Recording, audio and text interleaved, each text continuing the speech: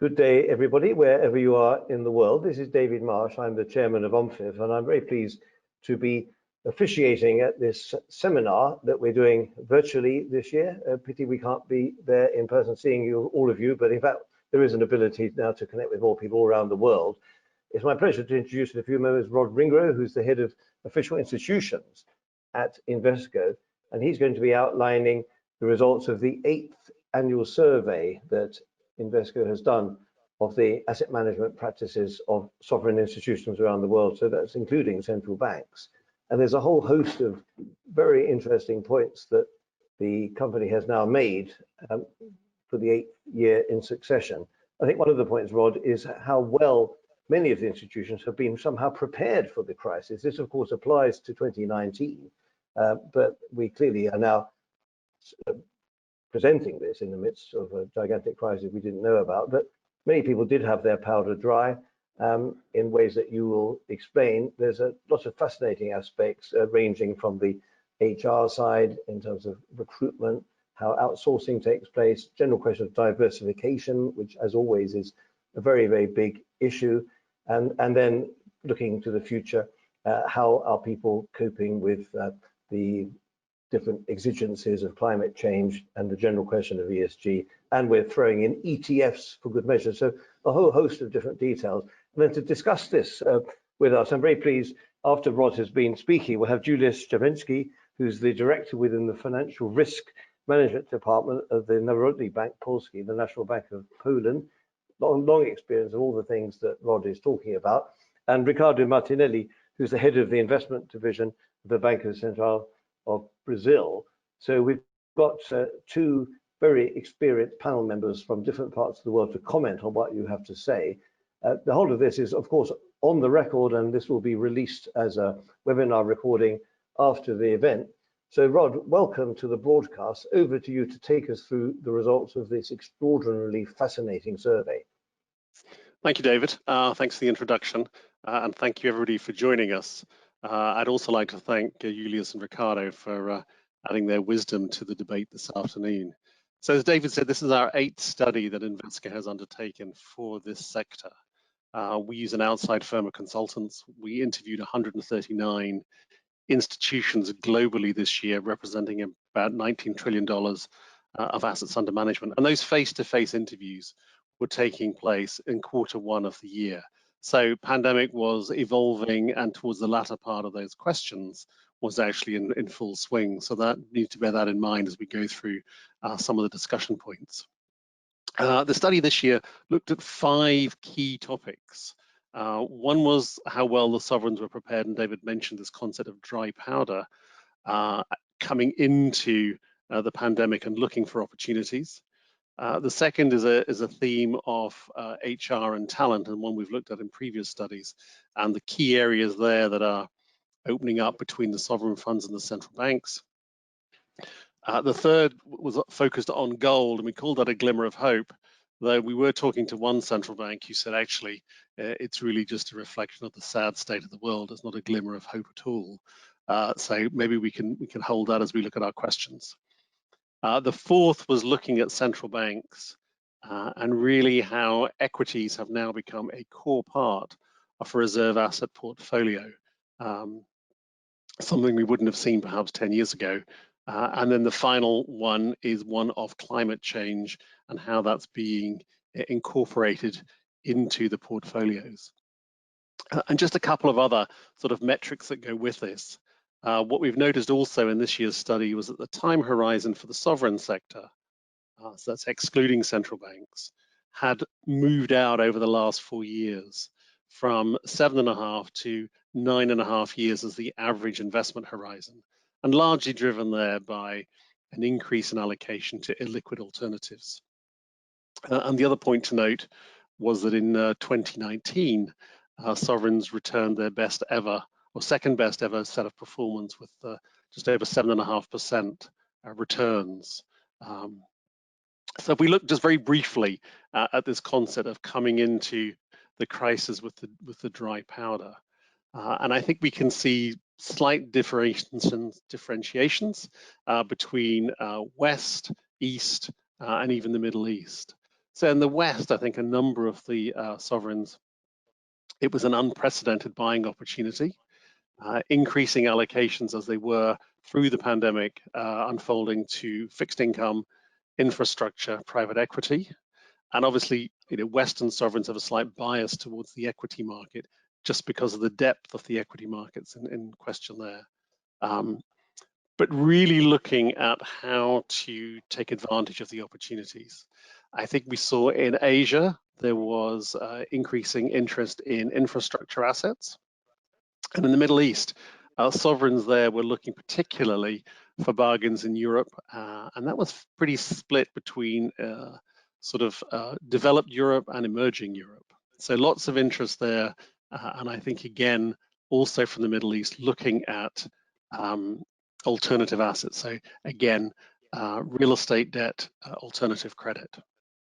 So lots of opportunities. And I think the other thing is that the sovereign funds have entered the crisis with sufficient capacity to weather the initial part of the downturn.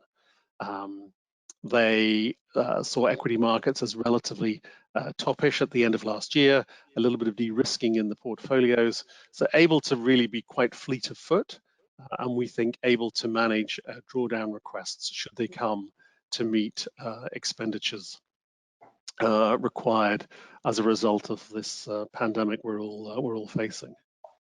So that's really how the sovereigns have looked at it, and I think relatively well placed to move on. On the second one, the concept of talent becomes a little bit more interesting here as you look.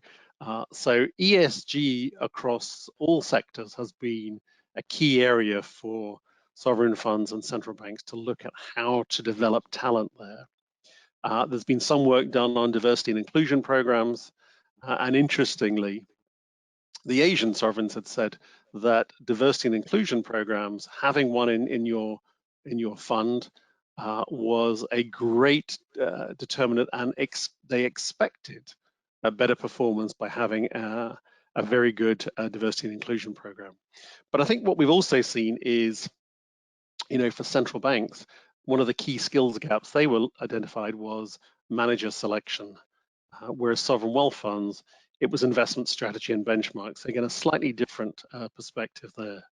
And we've seen in some of the emerging markets, that the battle for talent from a relatively small pool has proven difficult at senior and middle management levels. All have been very good at getting graduate entrant programs in, and then the question of training, the use of external partners for training, etc., has been there and has been looked at heavily, and I think that is quite interesting.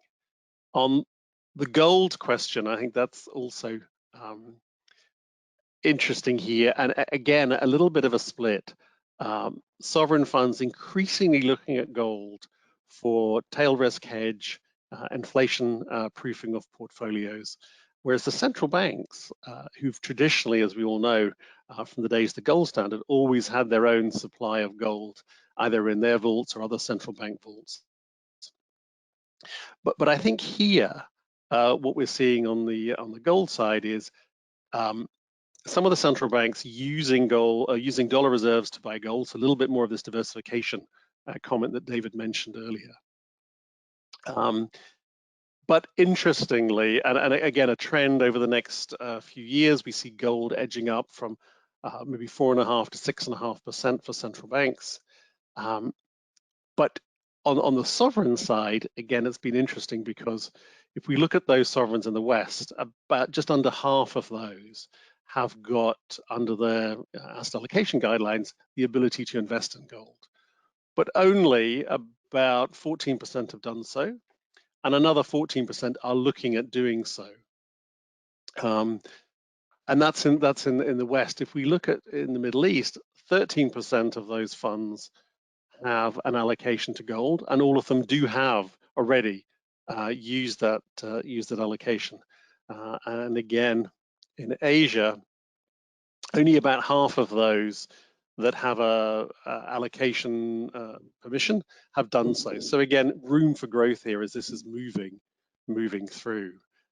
And I think this is an interesting one. And I think the other area of note is that it's not now physical gold that's of interest, it's gold swaps, it's gold futures, and obviously the use of gold ETFs. Relatively easy to trade, there's liquidity there, and I think for central banks, a veil of anonymity by moving in and out of an ETF structure. The fourth theme we looked at was central banks, and really how now that a core group have said that equities are an essential part of a reserves asset management bucket, and that a number of central banks are now increasingly looking to ensure that there is a return coming from their reserves portfolios. So other government debt has declined from about 80% to about 60% within the overall allocation. Some of that has ended up as cash in the commercial banks. But I think looking here, equities, asset-backed securities, and corporate debt is now creeping into this asset allocation for the central bank space. And I think also, if you look at the developed market central banks, the survey showed that 85% of those were thinking that equities were an important part of growing reserves, and that 69% of developed market banks have already some exposure to equities. And of those 69%, 3/4 had accessed the equity market through the ETF route. So again, relatively interesting here. Corporate bonds also, as I said, increasing. The emerging market central banks were slightly more cautious than the developed market banks, but still, again, increasing interest in equities. And I think also the thought that there was a bit of a diversification creeping in here, so that RMB was increasing reserves 1 to 2%, Japanese yen 4 to 6% increasing. But interestingly, 33% of developing emerging market banks were looking to increase their allocations to RMB, irrespective of the COVID crisis. So I think this is a long-term trend we've noticed. Dollar reserves inching down, other currencies inching up. And obviously, the demise of the dollar has long been talked about and discussed as the world's ultimate reserve currency. That's probably slightly overstated, and I think probably the pandemic has illustrated just the benefits of the depth and liquidity in the dollar market. But say as a longer term trend, we see that continuing. And the final comment was that of climate change. I think the issues here are twofold. One is there's a general lack of an agreed taxonomy as to what good ESG looks like. I think the S and the G are somewhat more subjective depending on your starting point. But I think the other thing is it's a few years ago it might have been a peripheral issue. Now it's front and center in front of everybody. It's also a responsibility issue, I think, in terms of what required by stakeholders and populations of what their funds are doing. So we asked the question in Asia, 41% of sovereigns have actually incorporated it already. In the West, 59% have done so. And in the emerging, 29% in the Middle East. So a little bit of a difference depending on when you are. And I think, again, things like stranded assets come into play in certain countries where revenue streams are heavily dependent on a particular commodity. I think the West is somewhat more concerned of things like retraining workforces and how to move from a carbon intensive to a carbon neutral economy. So that is playing on their comments there.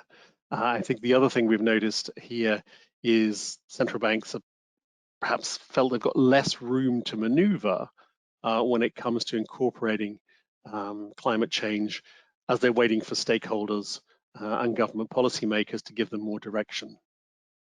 And obviously we have the greening of the financial system, but that's not quite the same. The sovereign funds, on the other hand, I think have taken a much greater active stance. They've created the One Planet working group. They're looking at how to incorporate into the portfolios. They're looking how to engage with the investment community.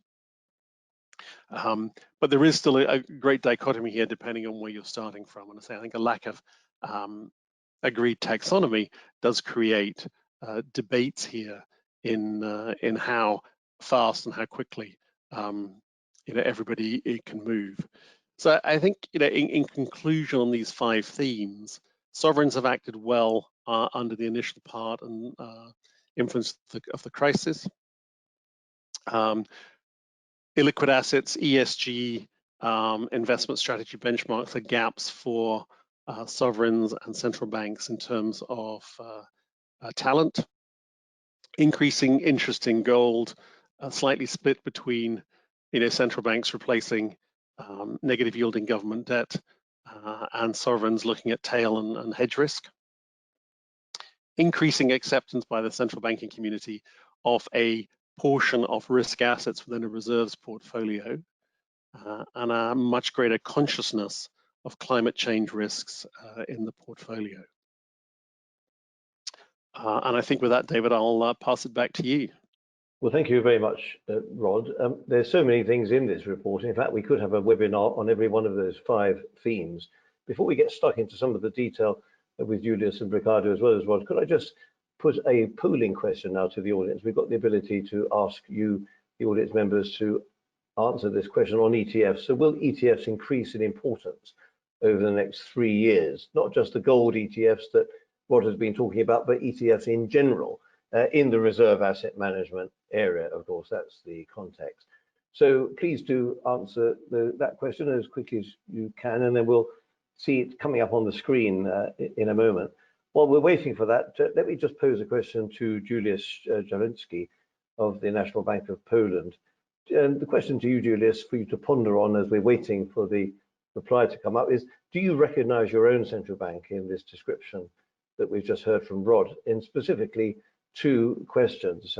Rod has highlighted the issue about gold, and he said in some ways it's an ugly contest, isn't it? It's not necessarily a good thing that people are putting money into gold. It may just be because there's no other real alternatives. What inspired your bank to venture into the gold market in the last couple of years? And then also, Julius, can you say a few words about the question of equities in central bank reserves? Is that relevant to you? Can we have the results now of this poll? Are they coming through? Let's see what the result has been. So 90% say yes and 10% no. Rod, did you expect that result? Just before we get to Julius, it's like in football, isn't it? Did you expect your team to win? Did you expect 90%, Rod? I expected it to be increasing in importance. I didn't think the gap would be quite as striking as it is. So that's an interesting one. Okay, well, a bullish result for ETFs this morning here then. So, Julius, those 2 questions, what comes to your mind? Can you tell us about gold? We know gold is a place where central banks often have a certain amount of confidentiality, but on the other hand, you have announced that increase in your gold reserves. We have indeed. Thank you, David. And indeed, I must say, I did see a little bit of a reflection of some of it, at least some of the steps our bank has taken in Rod's narrative and in the report in general. So specifically on gold, as you, David, have mentioned, and I'm sure some of you may know, we have actually increased our gold holdings quite considerably over the past 2 years. So 2018 and 2019, over these past 2 years, we've bought a cumulative 126 tons of gold, as a result of which the allocation to gold in our total reserve assets stands at about 10% currently. So you know, and of course, we I mean, from obviously from an ex post point of view, this presents itself as a really good asset allocation story. You know, looking at this and judging this after COVID, of course. But back in 2018, 2019, this wasn't really, I mean, this was part of a broader benchmarking exercise. We thought our allocation to gold is not exactly on par with the size of our reserves when we were looking at how much gold other central banks are holding. So we were doing a little bit of this benchmarking exercise, and we thought that this is a place where we can increase our exposure a little bit. This also came as a result of our consideration that our reserves have increased over time quite considerably. They're about 100 billion, aren't they? They're pretty, yes, one of the largest yes, in and in Europe. fact, we expect them to grow going forward as well. So we really thought we had the space to do this move, and of course, you know, from an ex post point of view, we are very happy we did that. Although, if I could take issue with one thing Rod mentioned, it would be that we never looked on our allocation to gold. We never looked at it as, you know, as a replacement of low or negative yielding bonds, government debts. And the reason is that, you know, from a purely, you know, accounting point of view, you on a bond you at least earn a coupon. So there's a monthly or quarterly or annual or semi-annual cash inflow, and that translates into your P&L. You know, with gold, you simply hold it, and you have, of course, valuation. But most central banks in Europe, at least, do not recognize unrealized price increases. So if it's a pure, you know, valuation effect, it does not. So that's important you say that. It's just in case Mr. Mnuchin is listening, it's not because you've fallen out of love with the dollar. It is an asset allocation exercise to make up the fact that you do have large reserves. Could you comment? Yeah, we've always looked at gold as more of a diversifier than return booster as such. I think that's what a lot would say. Could you comment briefly on the equities side, please, Julius?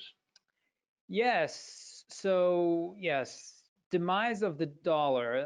Again, one of the points I think mentioned, and this blends nicely with the equity thing. On the demise of the dollar, I'm not so sure. I mean, if you look at G10 space, still the U.S. dollar is nowhere near the funding currency there. I mean, there's still, I mean, the yields are still positive, and it's still. I mean, I think, you know, the rumors of the demise are overstated, I would say. And on equities, well, I think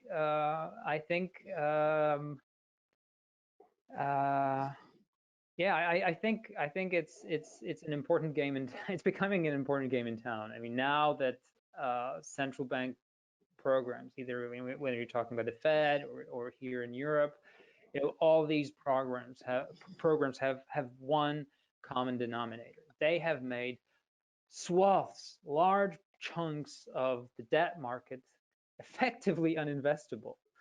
I mean, if you look at Europe across, I mean, if you look at bonds, the corporate bond market, if you look at the U.S. dollar market, even, it's perhaps the U.S. dollar still looks not as bad when you look at dollar rates. They don't look as bad as, you know, the German rates, for example. But it's bad by historical standards. So I mean, it's hard to make a living owning only government bonds. But you haven't moved yet, have you, in Poland? The Swiss, as you know, we have it. It's a process. The Swiss are the most adventurous, and 20% of their reserve. Austria is moving in that direction, but you're just thinking about it for the time being. We are considering it. Yes, we are considering it. Okay, well, look, that's really. There's a lot of there are operational considerations, legal considerations. So it's not a straightforward step to make, especially for a traditionally rather conservative central bank. So it's not an easy step to make, but we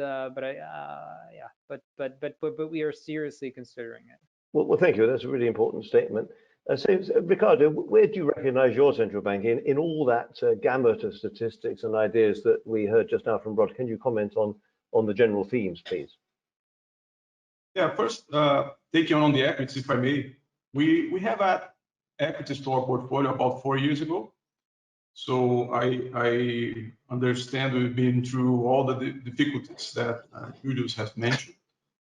Our approach is not buying single names. I think that it's probably a common approach for traditional central banks. So we came up with one alternative, which is buying the index. And there were basically two ways for us. We decided that ETFs would be a better approach for a long-term investor, such as ourselves, but we were not ready 4 years ago. So what we did was buying futures. It was a small portfolio, about 1% of our reserves. Luckily, the timing was very good. So just sharing the first year, this portfolio performed 25%. So it was extremely positive, but a small portion of our reserves. Buying futures was sharing that extremely easy in terms of liquidity. We already trade futures before, so we had all the contracts, the systems, and the brokers relationship established. But you have to roll the portfolio every quarter, but it honestly was very easy to do that. And we didn't have the portfolio leveraging reserves. We have some cash invested so that there was no leverage at the end. And after we have all may I just, sorry, when you say 1% of reserves, how much is that in nominal terms, roughly? Was about $3.5 billion. Thank you. After we get all the contracts and systems ready, we shift the portfolio from these contracts to the ETFs. So the SPDR, which is probably the most liquid one. Also, extremely easy to manage, thinking on an operational perspective. So that's I think it's a good alternative. That goes in the direction of one of the results and the question of ETFs, how important ETFs are. What differences in the staffing does that mean? Because one of the fascinating points in Rod's survey is the amount of insourcing or outsourcing that takes place. Have you had to hire a lot of extra, very specialized staff for your equity and ETF portfolio, Ricardo? Yeah, I was actually mentioning exactly that. One of the results is somehow in central banks bringing in instead of giving out to external managers. And I think ETFs definitely play a role on that. In our case, our external management program is frozen for about 3 years now. So we don't have any managers under the new board we have. It's not definitive, but for now, we're not dealing with any external manager. And could I, Ricardo, sorry to interrupt, but could I just ask you a question that an audience member has put in about diversification in currencies? The listener says, has currency diversification, the foreign reserves, now taken a back seat because of the COVID crisis, where people maybe are sticking to the dollar? How would you reply to that question, Ricardo? Okay. Well, first of all, our reserves are heavily concentrated in US dollars. The dollar is our base currency. Our liabilities are pointing that direction. So we have over 80% US dollars prior to the crisis already. Personally, I think the cycle of US dollar was already mature, extended a little bit with this crisis, and I think it's about time to diversify a bit more. We in Brazil have also Euro govies, gilts, JGBs, and also a small renminbi portfolio. And I honestly think China is a natural candidate to get some chunk of this diversification. And also Europe, even though we have a bad momentum because of the COVID second wave, I think structurally looking, that's a perspective from someone outside the continent, I think the European Union leaves this crisis in a stronger, having a stronger structure than before. With all the fiscal approach they starting to work on. So I think Euro is also another candidate to receive some investments. Well, thank you for that. And then, Rod, let's hand the baton back to you. This question of diversification. You made some fascinating points in the survey, how countries in one way are going back to a flight to safety and increasing some of their core assets in government securities, but also this barbell approach of taking on more risky assets. Would you like to comment on that? And also please comment on what Ricardo has just said about the euro and the renminbi possibly benefiting from a move away from the dollar. Yeah, that's a fascinating insight. And I think from the results, the euro was around a 20% level, and it's been pretty constant over the last 5 years in terms of the reserves allocation. But we do see, as I said, the increasing uptick here in RMB over the longer term, and also Japan. I think just to come back on one point about the diversification and the question of talent. One of the key things that was apparent was that the increasing use of illiquid instruments and also increasing allocation to the private market was a big driver behind the need to insource. So increasing demands from stakeholders internally for information on investments in infrastructure, real estate, private equity had driven largely the demand for insourcing rather than cost. Typically on the insourcing side, people think you insource because it's going to be cheaper. Actually, that was pretty far down the list. It was control of the information that was the key driver there. But on the diversification front, bearing in mind these conversations took place in Q1, it would be very interesting, I think, to go back to the same audience next year and say just how much of that long-term trend that we identified has continued and how much has the pandemic changed your currency allocation, your strategic asset allocation, etc.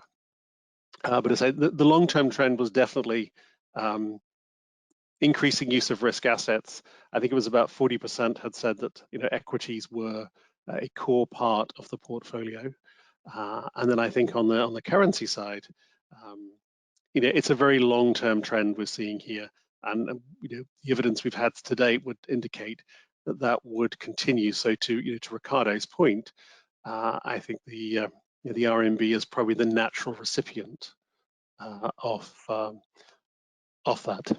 And if we look at, I mean, as you said, it's 2%, isn't it, the renminbi? So putting on your crystal ball, I know you only do this survey every year, but would you expect that it would be a proper plausibility that the renminbi could get up to somewhere around the euro level, maybe over the next 10 to 20 years?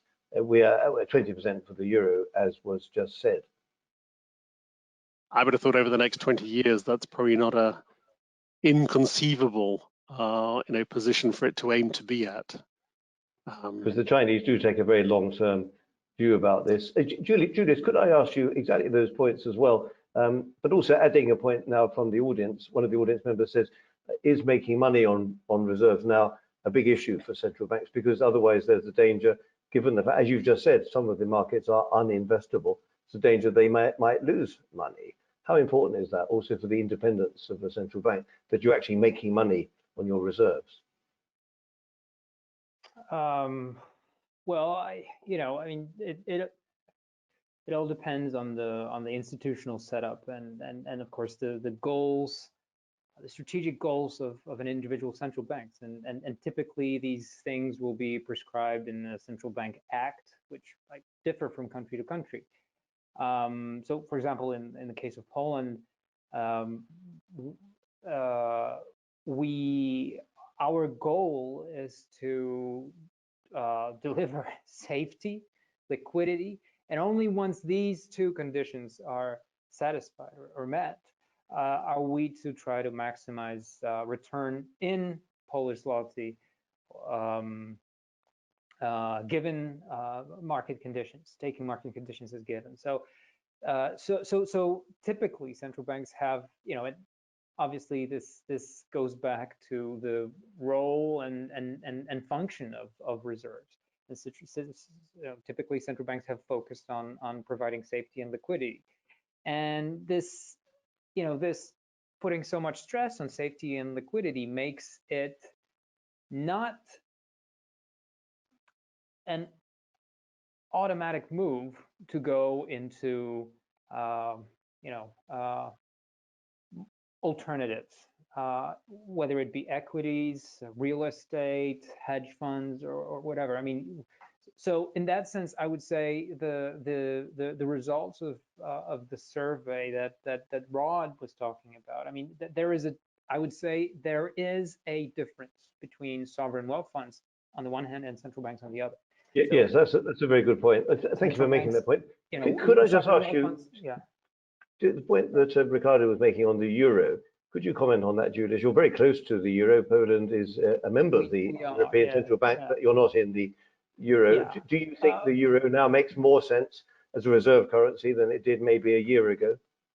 Well, frankly, I mean, our allocation, to give you some context, our currency allocation is 50%, roughly 50% US dollar and 20% euro, and then we have the Aussie, the New Zealand, Norway, and the pound. So in sterling. So we are quite a diversified. We have quite a diversified currency structure. In fact, our allocation to euro has decreased over the past 2 years. So 20% is a new low for us. I think the tipping point was when we realized, we kind of had this internal debates, and we were kind of thinking that that positive rates are just around the corner, and that corner just kept slipping away in a way. That end of the tunnel. Yes, we all know that feeling. Yeah, well, thank you for commenting on that. Ricardo, may I go back to you, please? It's a really very good part of Rod's report is on the HR side and the talent and so on. And the point that you were making about the insourcing and the outsourcing, what do you look for these days for a third-party asset manager like Invesco? Are you looking for them simply to take over a portfolio and then they go away and manage it? Or are you looking for much more, given the fact you've got a lot of your own in-house experts for all the reasons you mentioned?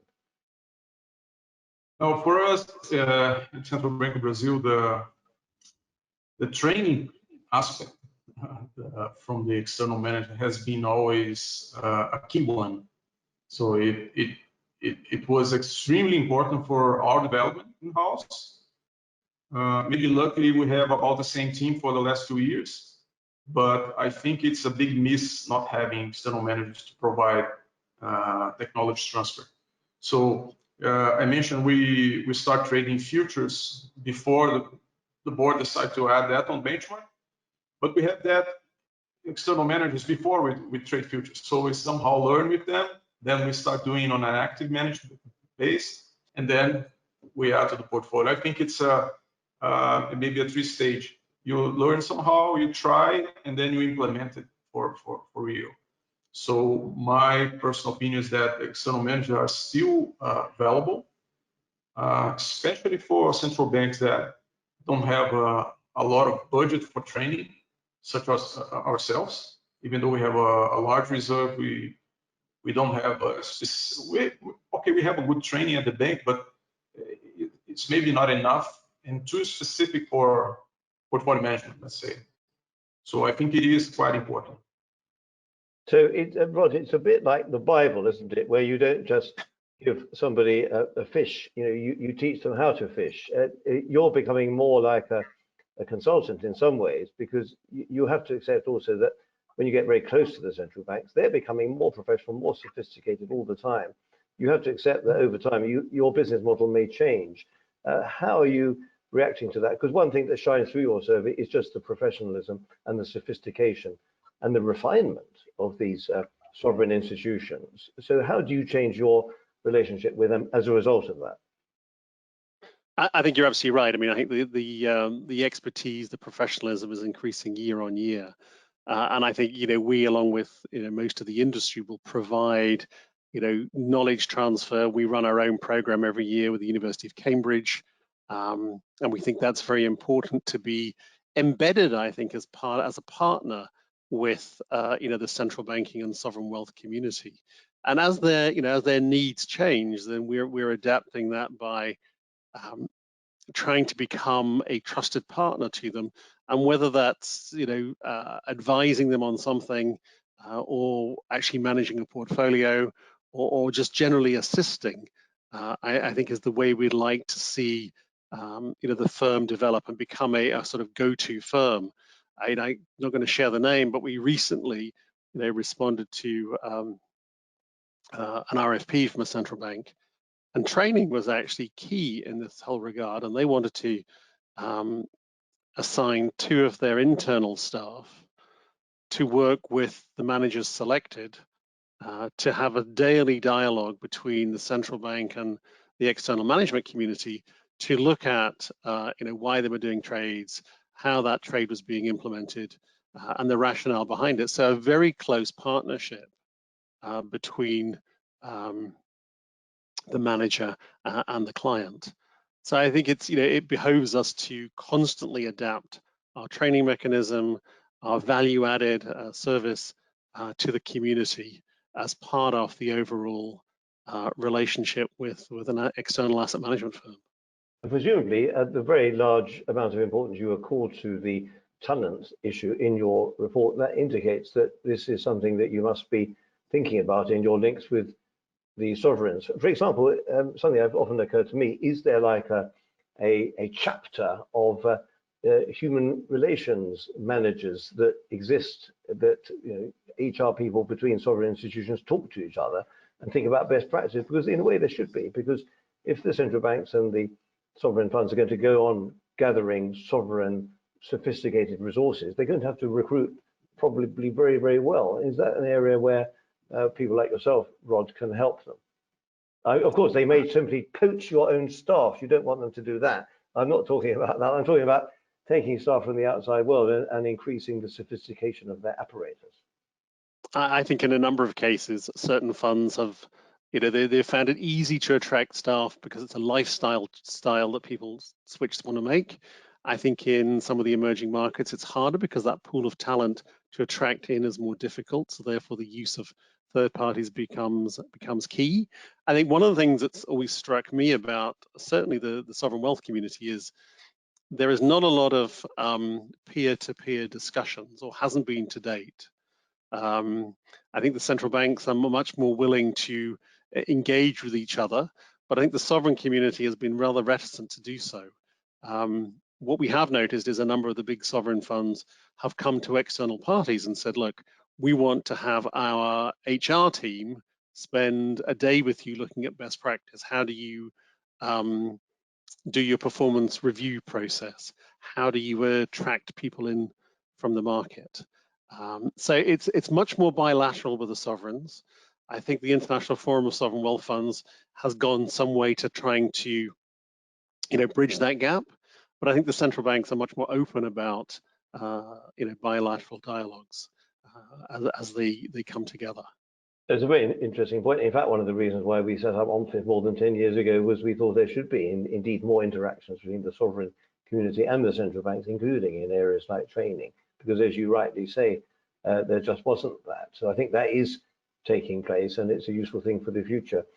Julius, if I could just put a question to you now, which is very innate in some of the things Ricardo was saying about the euro. You were saying, Ricardo, that there's been maybe more backing for the euro from the European governments. As you say, Julius, you're a very conservative central bank. When you're looking around for top quality AAA names, do you welcome the fact that there will now be a greater proliferation of AAA European names on the market, with the European Commission now borrowing very heavily from next year in euro to fund the recovery program, from which, of course, Poland will benefit? Is that going to be very useful for you as an investor because you want AAA names?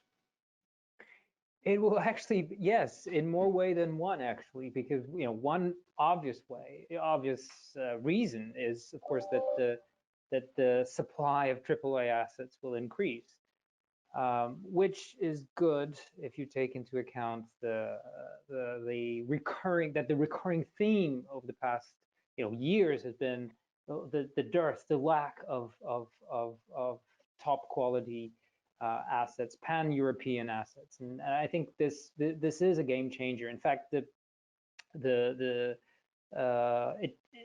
goes a long way to demonstrating that the EU authorities have done their job and have done their homework, and they have not repeated. They don't intend to repeat the mistake of too little fiscal stimulus. That was, at least part of the problem, following the global financial crisis. But I said, it helps us, or it is important to us in more than one respect. And one being, of course, that the supply of AAA assets increases. Possibly they will trade a spread, which will be a nice pickup. Yeah, it's certainly the first one will be at a spread because they want to get you really caught up on this. Yes. If it'll be a good offer, the first one will be quite generous. But another aspect in which it affects us is that these funds, these bonds will be sold in order to mobilize funds for EU transfers within the new EU 2021-2027 budget perspective, and in particular the programs and funds to fight COVID and consequences of COVID-19. So these funds will be distributed to member states, and as they on their way, they will be, so these funds, when they are transferred into Poland, they will be exchanged by the NBP off market. So these will, in effect, the government needs zlotys, and it will, as usual, it will exchange the euros it gets from Brussels into zlotys at the NBP. So the end result will be that our reserves will increase. Yes, and thank you for that. I'm going to accelerate a bit because I've got a whole host of questions from the audience. One to Ricardo, actually. If the Chinese government were to start borrowing in euro, which is a strong possibility, would that be a potential issue that could find its way into the reserves of central banks like yours, Ricardo? Chinese government borrowing in euro, which would be a substantial pickup over the negative rates that we have at the moment for AAA. It would be probably negative in the shorter tenors, but maybe it would be positive in the longer. Would that be attractive to you as an investor? I think so. They already issue bonds in US dollars. They did last week. Yes, but not. They did last week, but not in euros, not yet. Yeah, I think would be interesting. Of course, you have to look at the pricing at the moment, but considering what they have done in US dollars so far, I think would probably have a premium. And looking at the COVID crisis and how the country is doing, they will probably be better off than many others. So yes. Well, thank you. A whole slew of questions. One to you now, Rod, about the sukuk class. There's about 150 to 200 billion sukuk outstanding, so not a very large one, but it's proliferating. Are those going to become more important, do you think, Rod, for reserve management for the investors in coming years? I think potentially yes. I think the issue I've always found with the Islamic finance market, again a little bit like the ESG and the lack of a common taxonomy, is clearly in the Islamic finance market.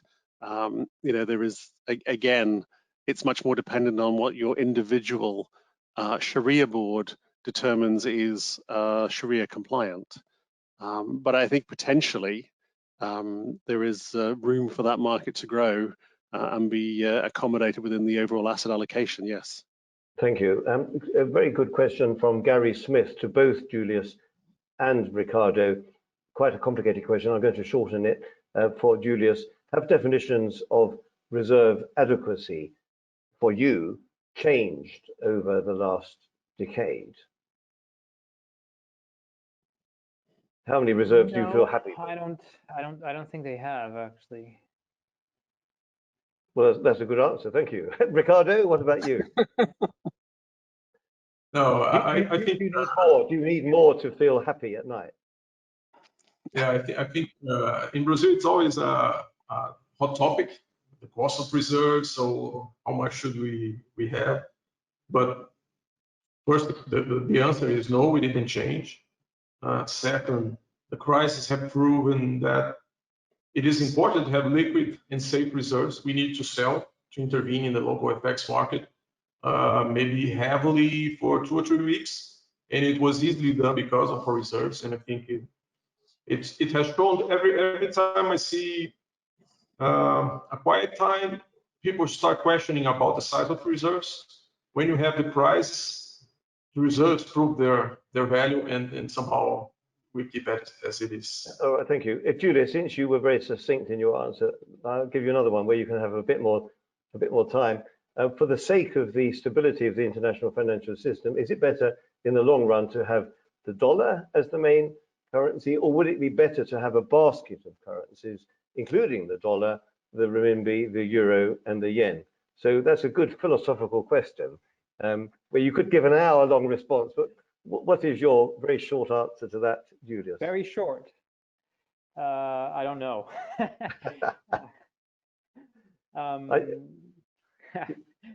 No, I don't. I know. I mean, it's a complicated issue. I guess that I'd have to think about it a little bit. Well, you've got the SDR, of course, already. So in a way, that asset of the International Monetary Fund forged 50 years ago is actually already there. So that could be an answer. The question is whether it plays any role in asset allocation and or it is I think there is a discussion to be had about what role does SDR play in stabilizing the global financial system.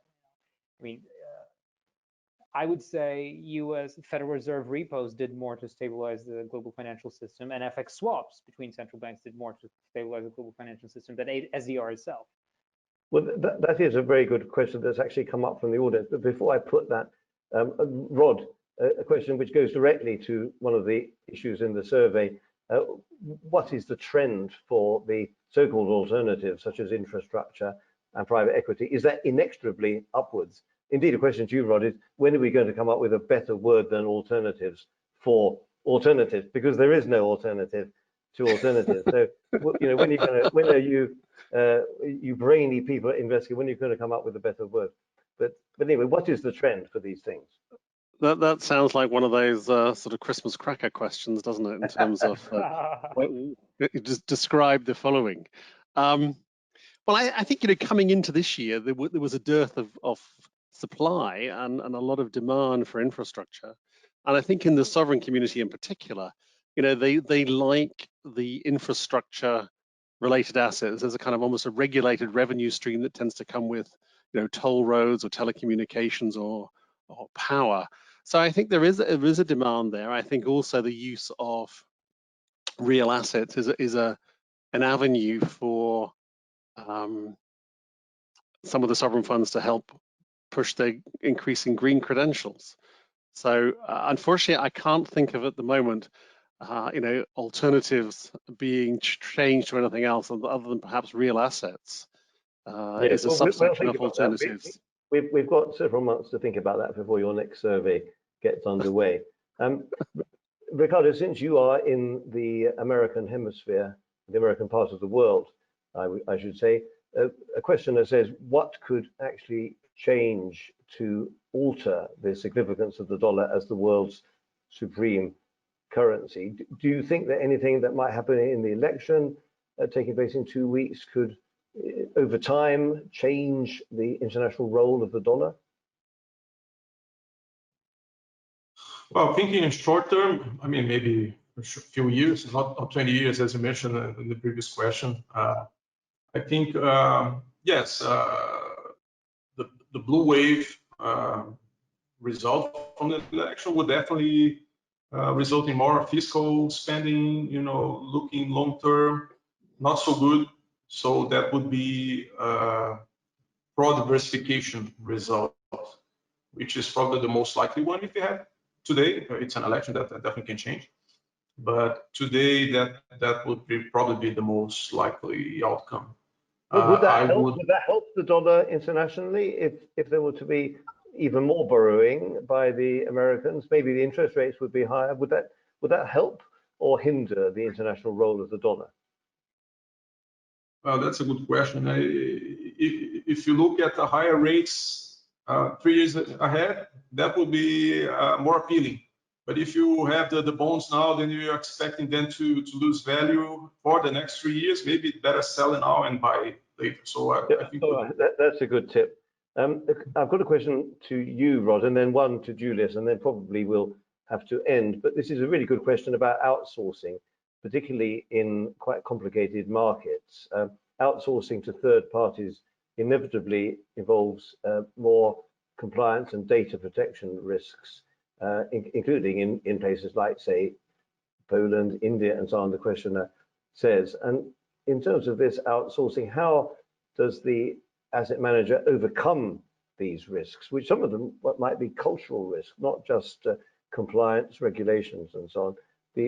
If somebody does give you assets to manage on an outsourced basis, how can you say you're going to master all these quite complicated risks particularly in emerging markets? That is a good question. I mean, I think most firms would have intercompany agreements in place between the core team and then the team that's doing the outsourcing to ensure the governance around those. So I think that's quite a clearly well-trodden path over the years that people have started outsourcing. And I think increasingly now there's a regard that GDPR type legislation is pretty key everywhere that a firm operates. So I think one only has to look at the army of global compliance that has proliferated over the last 2 decades as outsourcing in particular, and also has market regulations and complexities have deepened. So I think firms, whether they've got a subsidiary or an affiliate in an overseas country, home country policies tend to dominate, subject to local requirements and tailoring. So I think it's a reasonably well-trodden route, and I think that it's a bit of a minefield in making sure compliance continues in each market to each local regulation. But I think it's a well-trodden process. All right. Well, thank you. We've got just 2 minutes left, and I'm going to put one question to everybody. One to you, Julius, just playing to what you said about swaps and repos. The questioner says that we saw a lot of national central banks establishing these swap and repo lines with the ECB, with the Fed, with the People's Bank of China, lots of central bank cooperation, the FEMA facility as well in the Fed. Are these swaps actually being used at the moment, Julius, or are they just simply contingencies for when the next crisis breaks? I can speak of for my own central bank, and we can say, no, we haven't used them. But they're very good to have them there because we know there will be another crisis. We don't know when it's going to be. So it's good to have them as part of your safety line, I would think. And then, Ricardo, a question for you as a reserve manager. Are local currency bonds issued by, say, some emerging market economies, are they becoming useful for you as a reserve manager? They may be sovereign bonds, but in a local currency. So you have to take that currency risk as well as the credit risk. Are you looking at that, or do you have enough things to worry about already? Yeah, no, we don't invest yet.